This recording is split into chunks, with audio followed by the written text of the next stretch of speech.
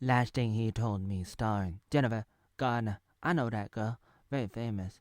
That's one of the reasons I started watching this show today. I got hooked on, mostly because of her, and I thought she was pretty hot. I thought she was pretty good. I know she's pretty famous. She's been in a lot of movies. No, this is not How I Met Your Mother, but there is a mother. She's a stepmom. She's a stepmommy. Right. Even after all these years, she's still pretty hot. And there's the father, played by this guy. Oh, I know this guy. Jaime Lannister from Game of Thrones. He was doing his sister, the hot, blonde, evil queen. No, the other blonde queen. Not the other one. Not the one with the one on the dragon. The other one. The one with the dress. The one that was doing her brother. Right. Him. Jamie. What's his name again? Nicolay Costa. And he has a daughter. The mother died when they were very young, supposedly. And we got this girl too. She's a friend of Jennifer Moore. No, not her. They're the daughter with her boyfriend. And here's a one of the band members of Backstreet Boys. No, this is like a Marshall from Austin, Texas. What? Why? Is Alex Jones going to jail again for $1 trillion for the 10,000 videos that YouTube stole from Oatmeal? They're having a conversation. It turns out, perhaps, there's something that she doesn't know about her husband, and she's trying to figure out what was Jamie Lannister doing in Austin. So they hop on an airplane and they go in the second episode, and they're gonna find out all about that. And so it kind of makes you wonder. Here's a closer look at the daughter. And Jennifer Garner, she got a letter for her father. It was like, protect her. Protect her. That's it. That's all it said. It kind of makes me wonder. It makes me think about, it makes me think, like, about taking. It's like, when something happens to your daughter, what are you going to do? You're going to become Obi-Wan Kenobi in Star Wars, or his master, Qui-Gon Jinn? I will find you. I will kill you. I forgot to tell you, Jennifer Lawrence. No, not that Jennifer. The other Jennifer. Too many Jennifers out there.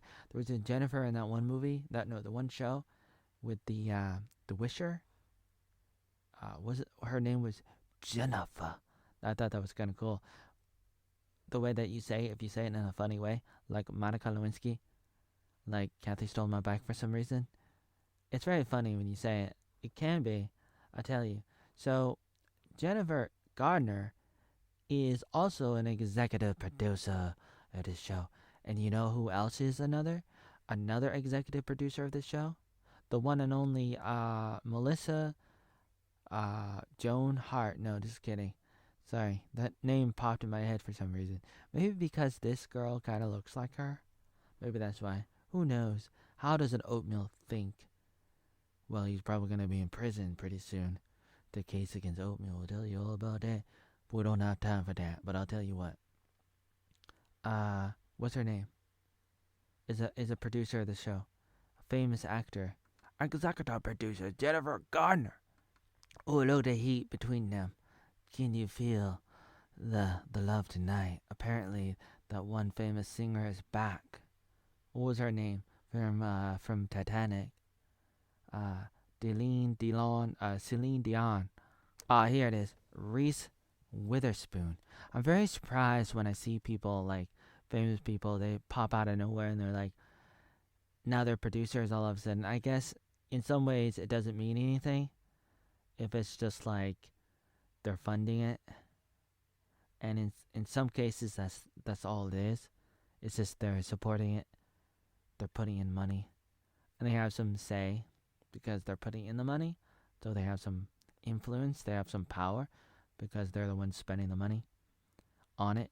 So I guess there is a little bit to it, But sometimes producers can really be active in the production and not so passive. So I don't know what boat Reese Witherspoon might be in, but it is kind of cool. The show is pretty good. Pretty good. It kind of got me sucked in. I wasn't going to watch it.